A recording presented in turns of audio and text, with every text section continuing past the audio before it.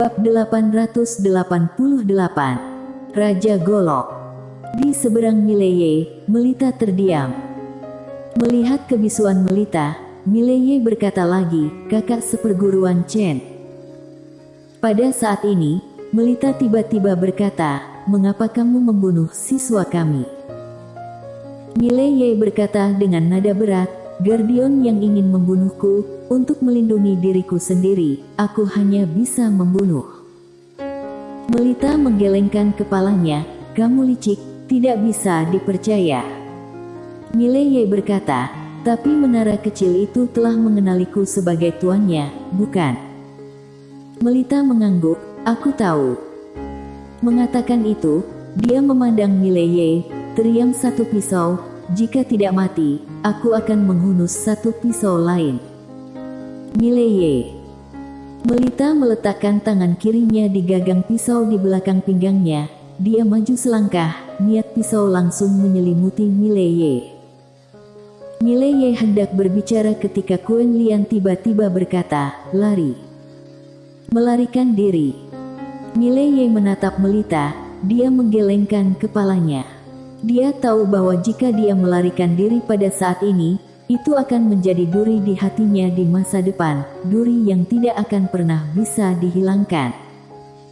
Selain itu, dia yakin bahwa dia tidak bisa melarikan diri. Bahkan dengan pedang tanpa batas, dia tidak bisa melarikan diri. Selain itu, dia bahkan tidak berpikir untuk melarikan diri. Bukankah itu hanya dua pisau? Siapa yang takut pada siapa? Mileye berkata, "Bisakah aku menggunakan cara apapun?" Melita mengangguk, "Ya." Mileye tersenyum, "Kalau begitu ayo."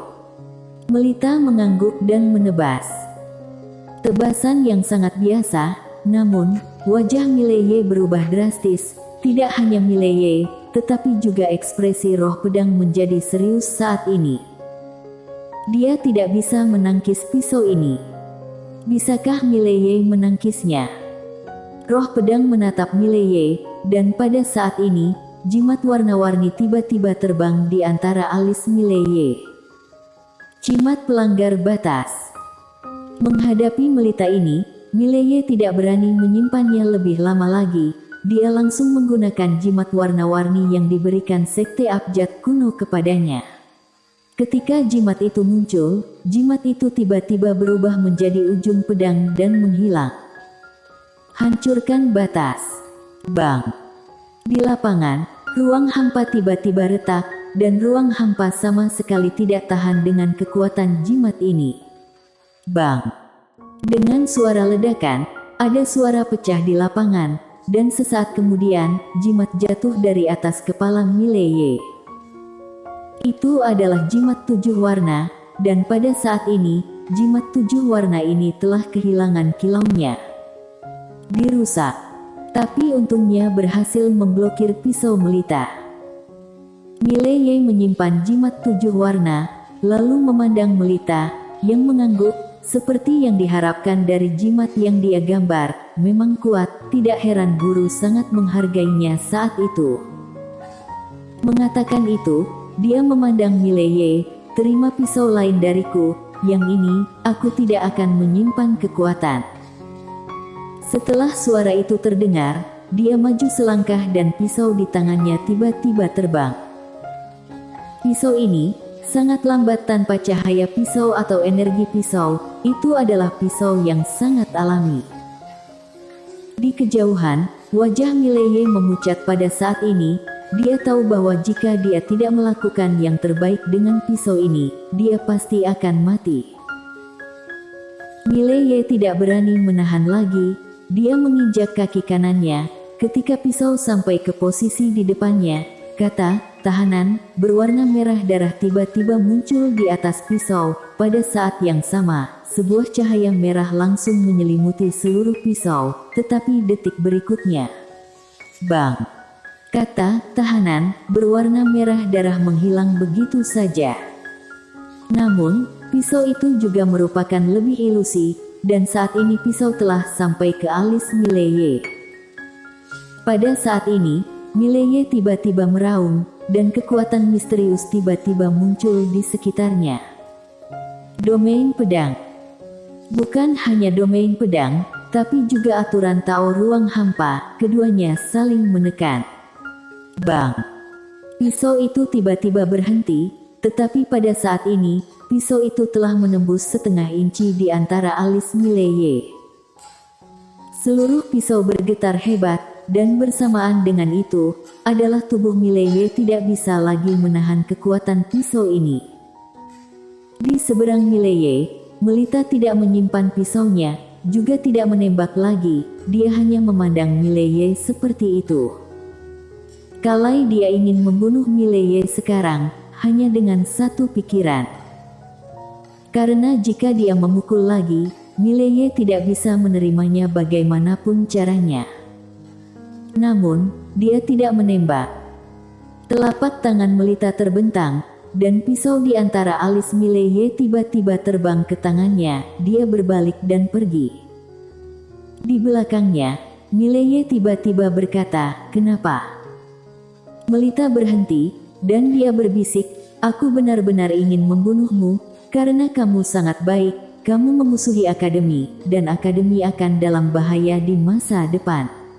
Tapi, berbicara tentang ini, dia melihat ke langit dan berkata dengan lembut, "Guru pernah mengatakan kepada aku bahwa dia tidak peduli seberapa kuat pisau aku, itu tidak bisa lebih kuat dari sebuah kebenaran."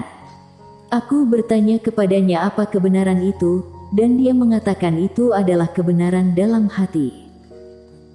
Mengatakan itu, dia menoleh untuk melihat Mileye. Menara kecil itu bukan milik sekolah tinggi dimensi luas, dan ruang buku dimensi luas juga bukan milik sekolah tinggi dimensi luas. Sekolah tinggi dimensi luas tidak berhak menganggap keduanya sebagai miliknya.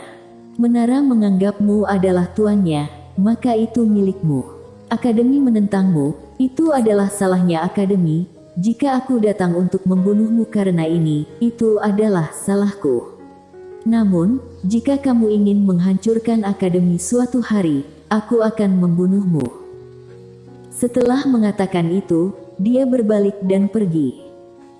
Pada saat ini, Quen Lian tiba-tiba muncul di samping Mileye. Dia melirik punggung Melita di kejauhan, dan berkata dengan lembut, dia tidak berubah.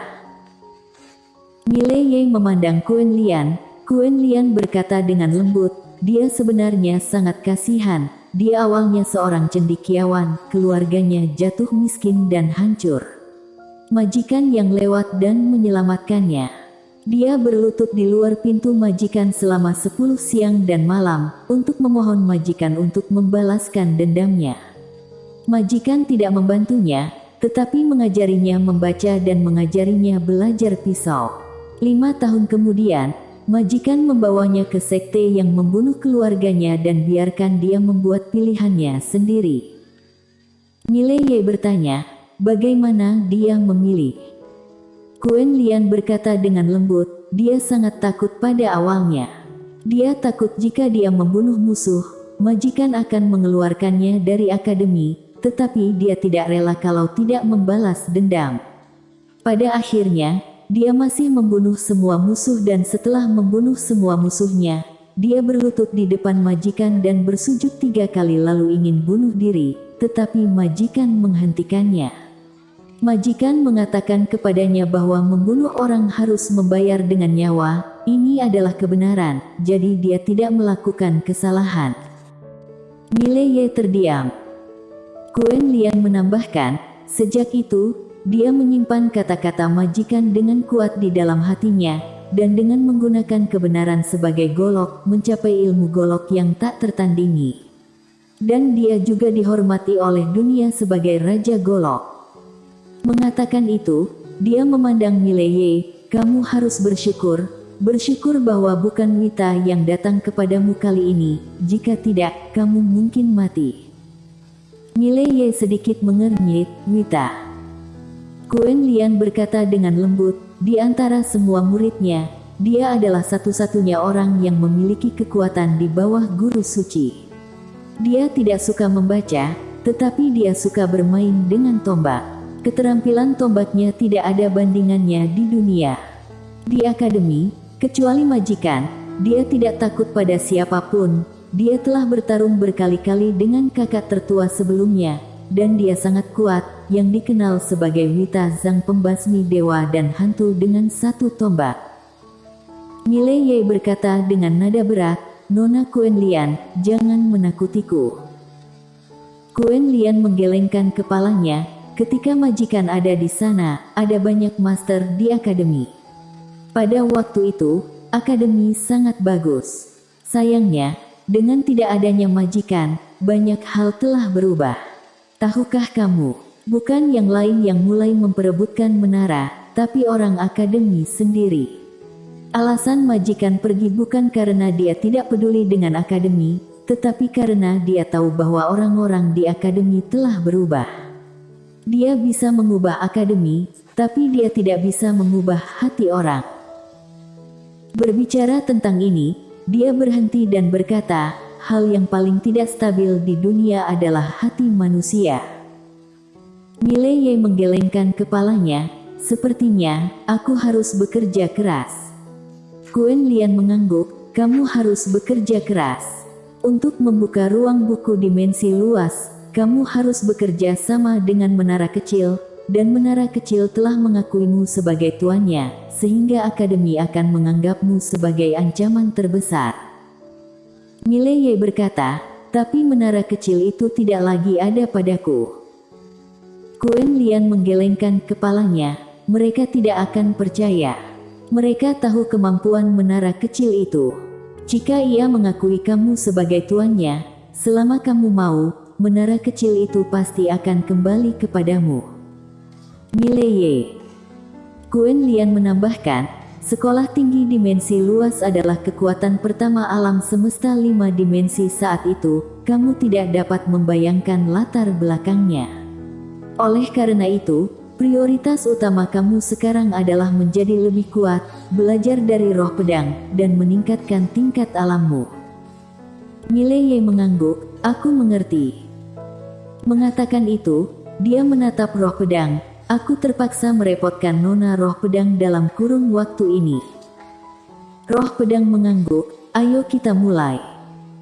Di waktu berikutnya, Miley Ye mulai berlatih melawan roh pedang, tetapi dia juga kadang-kadang berlatih melawan Wina Lian, jadi selama ini, Wina Lian meningkat dengan cepat. Selain itu, Quen Lian mengerutkan kening dengan sedikit galau. Karena dia menemukan bahwa orang-orang yang dulu menghilang sekolah tinggi dimensi luas mulai muncul satu persatu. Dia tahu bahwa tidak ada dari orang-orang ini yang akan menyerahkan menara penjara alam, tidak semuanya seperti Melita. Memikirkan hal ini, Quen Lian menghela nafas dengan suara rendah, dia memandang Miley Ye tidak jauh, dia hanya bisa mengatakan bahwa semuanya tergantung pada keberuntungan Miley Ye. Sebenarnya yang dia khawatirkan adalah jika Miley Ye benar-benar mati di tangan sekolah tinggi dimensi luas, karena begitu Miley Ye mati di tangan sekolah tinggi dimensi luas, maka sekolah tinggi dimensi luas akan memiliki musuh. Wanita bergaun polos. Akankah wanita bergaun polos takut dengan sekolah tinggi dimensi luas? Dari sudut pandangnya, wanita itu tidak akan takut pada siapapun. Dan adakah orang di sekolah tinggi dimensi luas yang bisa menghentikan wanita ini?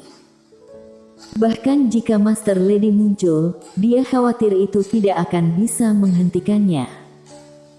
Saat Miley Ye meninggal, sekolah tinggi dimensi luas dalam bencana. Sekolah tinggi dimensi luas. Setelah Semar Liu mengambil alih sekolah tinggi dimensi luas, dia segera mulai membenahi sekolah tinggi dimensi luas, dan para master sebelumnya juga mulai kembali ke sekolah tinggi dimensi luas. Karena sekolah tinggi dimensi luas ditekan oleh permaisuri sendirian telah menyebar amarah. Pada saat ini, para mantan master sekolah tinggi dimensi luas semua marah. Kapan sekolah tinggi dimensi luas ditindas orang? Oleh karena itu, semakin banyak master sekolah tinggi dimensi luas yang kembali ke sekolah tinggi dimensi luas, artinya sekolah tinggi dimensi luas tidak menjadi lemah gara-gara permaisuri Shuro, tetapi semakin kuat dan kokoh. Karena aula buku utama di sekolah tinggi dimensi luas telah dihancurkan, Semar Liu langsung pindah ke aula buku di sisi kanan akademi. Di aula buku, hampir semua master sekolah tinggi dimensi luas berkumpul pada saat ini. Di sebelah Semar Liu adalah Stevie Olin. Semar Liu melirik semua orang di tempat, lalu berkata, "Semuanya, ini pertama kalinya kita mengalami penghinaan seperti itu sejak sekolah tinggi dimensi luas didirikan." Setelah berbicara, dia berdiri, "Penghinaan ini harus dicuci dengan darah." Di bawah, seorang lelaki tua tiba-tiba berkata, "Mau melawan neraka Shuro?" Semar Liu berbisik, "Tidak, bunuh Mileye dulu." Bersambung.